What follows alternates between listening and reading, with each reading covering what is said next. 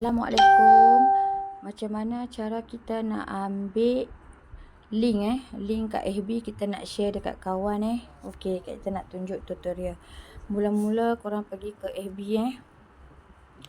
So kita nak ambil iklan ni lah. Contoh kita nak ambil iklan ni, testimoni ni. So korang pergi ke ni, nampak tak? Kan? Iklan ni, lepas tu kita nak share kan. Kita kena tekan lama-lama dulu, copy. Lepas tu korang pergi share. Share yang macam mana? So pergi dekat WhatsApp contoh WhatsApp kita lah, contoh WhatsApp kat kita. Tapi kita cuma dapat link sahaja. Nampak tak? Tapi untuk mengelakkan ni, kita akan patah balik.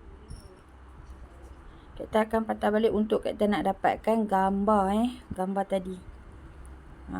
Sebab handset kat kita ni tak boleh nak screenshot. Okey. Lepas tu kita pergi balik kat sini, kita copy link. Nampak? Tekan sini.